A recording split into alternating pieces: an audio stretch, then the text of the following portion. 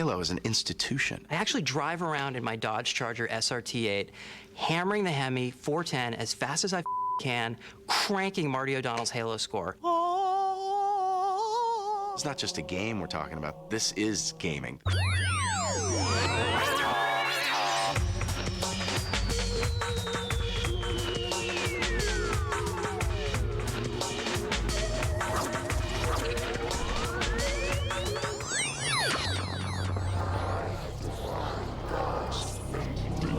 Halo is one of the pioneering video games of the last 10 years. Halo is a epic space adventure ROM. It's high noon with aliens and cool vehicles. It's a universe, it's a world, it's a state of mind. For a long time, it was the crack of my house. It's a shoot 'em up. Pow, pow, pow, pow, pow. Obviously, ours is based in a very alien sci-fi environment. Lasers, spaceships, alien creatures, planets. It's a lot of things to a lot of different people, but to me, Halo is kind of the perfect achievement of storytelling and gameplay, and it gets a rise out of you. It's kind of the bridge between video games and video game story and making it legitimate as a science fiction story. Greetings. I am the monitor of Installation 04. Come, this way. It has elements of things that people love about sci-fi. It has space travel, it has cool objects, it has sci-fi characters, it has holograms, it has, you know, all the sci-fi stuff that people like. You really become part of the storyline and the world that they've created and what they've built up around you. And it's an intense interactive experience. It plays like a movie, like a full-fledged science fiction movie. Like a Star Wars or Star Trek or Aliens. It's, you know, it's timeless almost for the generation that's out there right now. Chief, you get to Earth, good luck. Find through the truth. Don't make a girl a promise if you know you can't keep it. Halo is going to be the science fiction game that people will remember. Halo is pretty true to the roots of science fiction. It shows a compelling future that involves where the human race went to at the time and how we evolved militarily and how we explored space and, you know, the possible other races that you could find when you get out there. You've got a great platform in the Xbox 360. You've got a wonderful fiction that's been developed and evolving over the years. Now I shall talk, and you shall listen. And you've got the rock-solid gameplay that fans really like. One of the great things about Halo is the multiplayer aspect. You can get online and you can play with your friends, which is awesome. Good job. I just played for 6 hours last night, like every other night, and it was great. It's nice to sit and just murk people out. When you're playing on your own, you know, you can set your own pacing, you sort of do your own thing. But when you start adding other people into that, everything gets better. Like, the highs get higher and the lows aren't even really lows because, you know, oh, that thing, you know, blew up and got us both, but it got you too. We've had well over 3 to 4 million unique people play Halo 2 online, depending on how you go about calculating the numbers. We've had well over 120 to 130,000 simultaneously playing at the same time. Multiplayer gaming is amazing because there's no language, there's no race. So it all kind of melts down. You're a red Master Chief, I'm a blue one. And that's it. That's what matters. I'm playing with my buddy J.J. Abrams, oddly enough, who, you know, created Lost and Alias, and we're playing the game, and we got caught in this one area, and we're just so frustrated. And he's like, call your cousin. I'm like, okay, so I call my cousin. I'm like, well, so what do we do here? And he says, no, you gotta hit the thing. So I'm telling JJ, I'm like, I'm telling him exactly what to do, and he's trying to do it, and he's like, tell him he doesn't know what the he's talking about. And I'm like, dude, he's 7. So this is what we're dealing with. If this is our future, I'm history. I would not last a second in a real Halo world. I'm a big old fat guy. I would fill my pants with urine, I think, if I even saw an alien.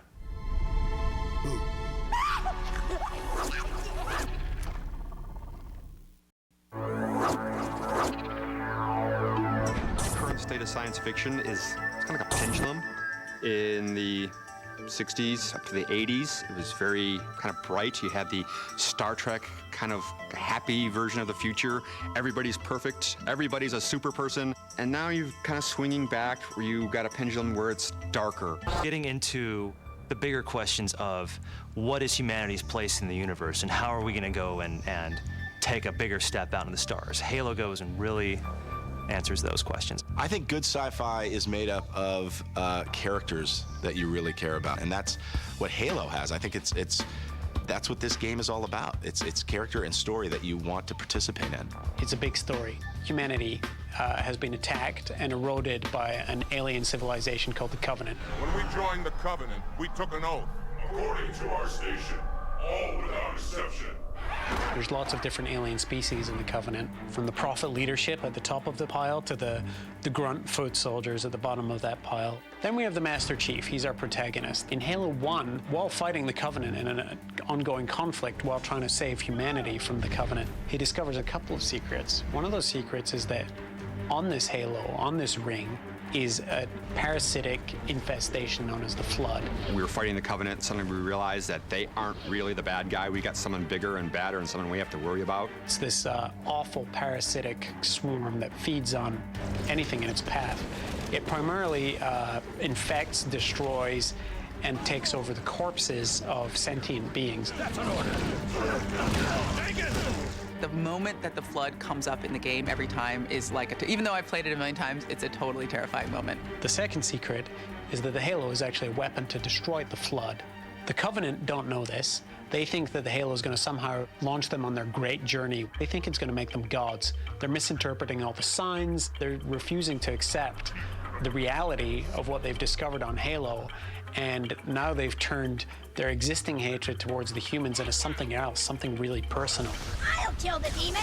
Covenant are, from our perspective as Master Chief, the bad guys. And I say from our perspective because I think it's a trend in science fiction to kind of blur the line between good and bad. In Halo 3, we actually get to discover a lot about their motivations for their hatred of humanity.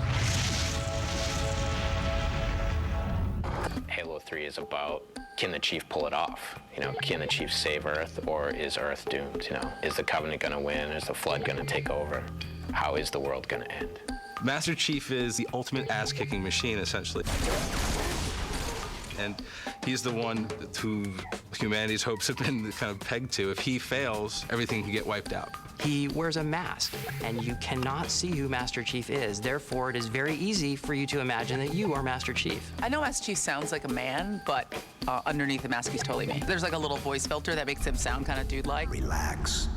I'd rather not piss this thing off.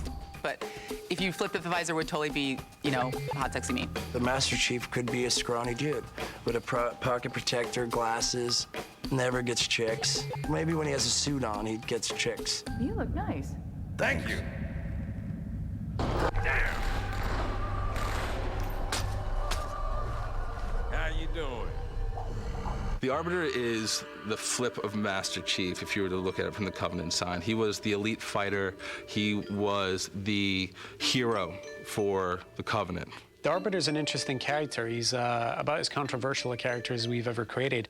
One of the big twists in Halo 2 is that the Arbiter discovers that the religion, it's a lie, it's a misinterpretation, it's incorrect. He realizes that, wait a second, maybe I should have been asking some questions that I wasn't.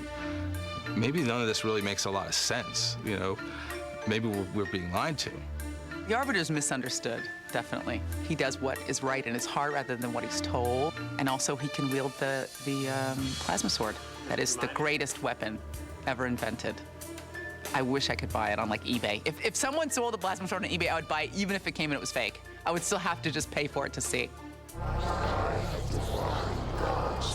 Cortana is, she's a sci-fi convention. She's the sexy female artificial intelligence. She was formerly the AI aboard a large space cruiser, and now she is installed, or was installed, in the Master Chief's armor. I know you. Your past. Your future. In Halo 3, one of your main objectives is to find Cortana And you're not really going to know why she's important to the crux of our universe until you discover her whereabouts and speak to her. She's essentially Master Chief's His Girl Friday kind of character. She's very, you know, she's his partner, and she's kind of cute. She's your little cheerleader, her little robotic cheerleader. Master Chief, you have to hurry up. The ship is taking off. Oh, I'll stay here. Master Chief, come on, stop trying to kill the Flood. Get on that ship. I'm trying to break heads here, lady. Shut it. I do have a real-life Cortana, and it's called my wife. Halo has been influenced a lot by different aspects of sci-fi, and what is really interesting and funny and unique is the fact that sci-fi is now borrowing off of what Halo has done, and it's gone full circle. Halo is Larry Niven's Ringworld with a little sprinkling of Ian M. Banks' culture with a great big dose of Quake mixed in. It's taking movies that you've always wanted to be a part of and making you a part of it.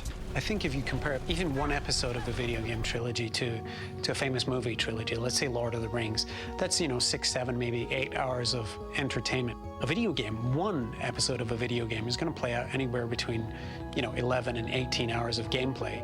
I can watch Lord of the Rings 15 times consecutively. It's never going to change. It's always going to be the same movie.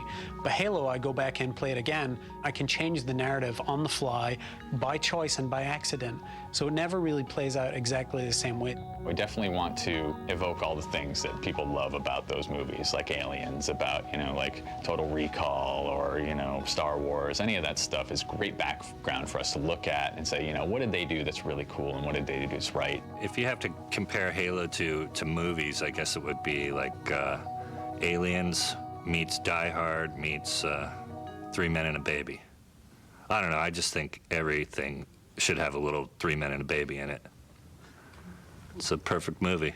There's a very tricky balance in Halo, and a tricky balance between fiction and between the statistical analysis and science that we're trying to put into the game to balance out weapons and to balance out vehicles. The fiction is ultimately the king of what's going on. Halo is a piece of science fiction, and I think that's what makes it such a successful game and such a rich game and such a fun game to play, because you do feel like there is a real backstory, there is a real through line, there's a thread that's bigger than just the day-to-day gaming play. This is not your grave.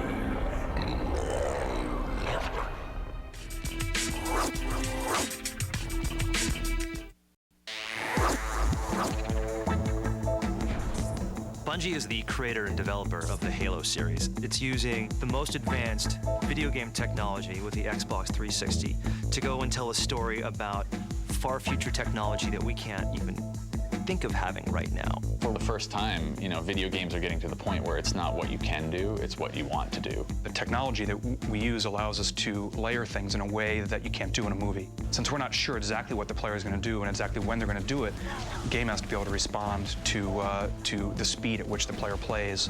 The Xbox 360 just lets us have the horsepower to pretty much achieve what we set out to achieve in the first place, which is big-scale battles, very compelling and convincing alien intelligence, and huge vistas. The expanse in front of you is almost limitless, which is what a battlefield really is. It's defined by the borders, and then the borders within this are massive at times. We draw 5, 6, 10 miles out into the distance. You know, that mountain in the background, it's not a painting that we'd have had to do in Halo 1. It's real 3D geometry. You almost kind of look around and go, wow, this would be like a nice place to visit if there weren't aliens shooting at me every 3 seconds. Look out! There's more! I think one of the ways that Halo sold itself to me as a rich universe has to be the way that I was first immersed into it in the game. When I was brought down to the first world and the dropship, the scope of that landscape, that made me feel that I had been transported to this other world. Halo was the first gaming environment that really felt immersive. You felt like you were inside a real world, and that even outside of the moment or the place that you were playing in, there was a whole universe of stuff that was going on that you weren't even seeing at that moment. Halo was all about making epic skies and epic vistas that you can run around and explore, and you can hop in a vehicle and you can just take off over the hill, and you have, you know, aliens chasing you from behind. Objective in sight! Watch for heavy armor! On Halo, you have to look here, here, here, because something's coming at you from that direction. You know what I catch myself doing when I play Halo, and it's embarrassing to say, but I lean. Like, I'm literally playing the game, and I want to know who's behind the corner. You have a 360-degree field of view you have to pay attention to, or you're dead.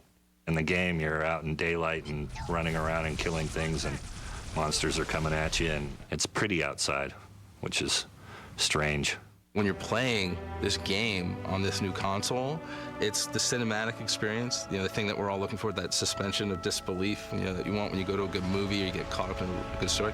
It's that much easier for them to accomplish. It's unlimited what you can do, so we have to be careful too, because people's imaginations run wild, and you come back, and you're like, oh, how are we ever going to do that? It's going to take forever. In addition to better graphics, in addition to more elaborate landscapes, you can make your enemies smarter.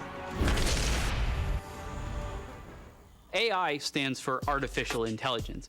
And in video games, what that means is, how do the enemies react to the player? You'll see a brute, for example, throw down a bubble shield, not to protect himself, but to cover his grunt foot soldiers, because he's going to try and flank you. If you have a game with bad AI, then the guys just kind of stand there. But if you have a game with good AI, then they'll run away when you throw a grenade, or they'll duck behind something to get away from you shooting at them. And he's going to hide, and then maybe pop out and look at you and try and shoot you and hide again. And then depending on what you do, his reaction's different. We don't allow our AI to take any shortcuts. There's no magic sight that the AI has, so they always know where you are, so that they're always positioned in the right spot. They follow the same principles that the player does. I mean, it's data from Star Trek without the emotion chip. I mean, that's one step away,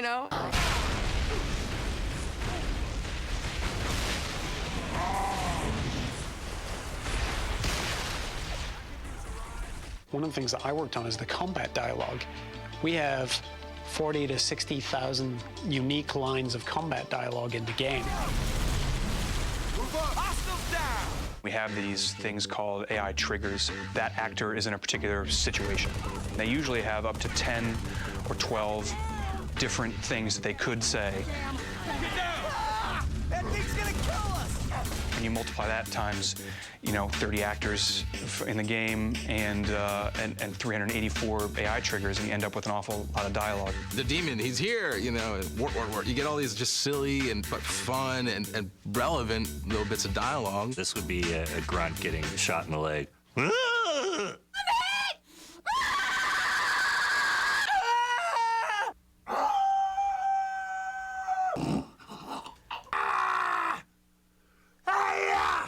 I believe that there's absolutely a scientific way that one can approach fun. In the world of gaming, I think Bungie is, without a doubt, the leader in the idea of the science of fun. I think there's a lot to be said about exploring the science of fun, and we just want to ramp everything up and even make it more exciting. Halo's it's fun whether you're playing the story or the multiplayer, because it was built around this idea that you should have extreme action for about 30 seconds at a clip. It's just so satisfying because I'm just the crusher. I just like shooting things. What's up, bitch? Reload. We create this 30 seconds that is really fun for the player, and they will be willing to repeat that same 30 seconds of fun over and over and over again. The fact that, Bungie's got this 30 seconds of fun, great. Make it 15 seconds of fun. That's fine for me. I want things just coming at me all the time. They have a testing facility, the super top secret kind of, James Bond lab. We go over to Microsoft's labs. They take one person, they set them down in a room. There's a couple cameras in the room, one filming their hands, one filming the screen, one filming their face. There's a huge statistical science behind the amount of data that we're collecting to analyze the gameplay of Halo. The amount of kills that are happening, the types of weapons that are being used to make those kills, the locations of those kills on a map physically. They're actually studying the way that players feel as they're experiencing it. I think it's a matter of time until you start hooking people up to MRIs and seeing what part of the brain is stimulated when they're having fun, and use that as their metric for determining who's having fun at what point in the game. I think people take their fun pretty seriously. The more real it is on all aspects of it, the more layered it is, the more stimulated I am, and it keeps me playing.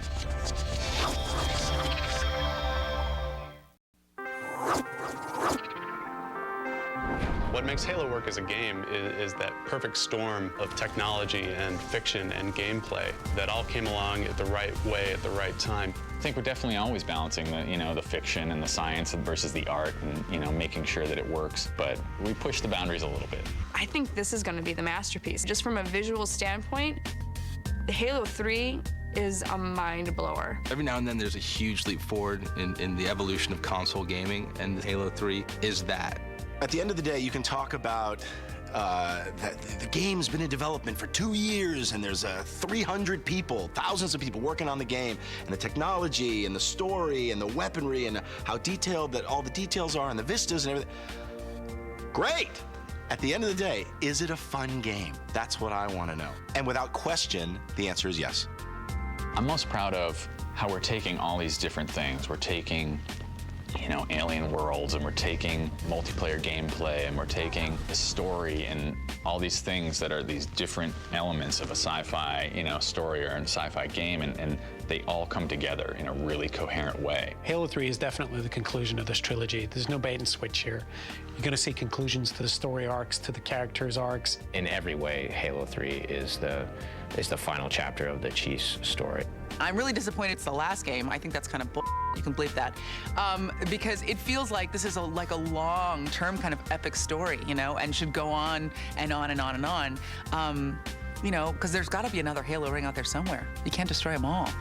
The universe is infinite.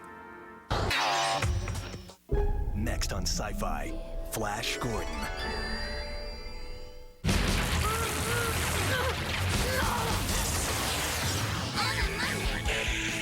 On a Monday, every Monday, starting at 11 on a Sci-Fi.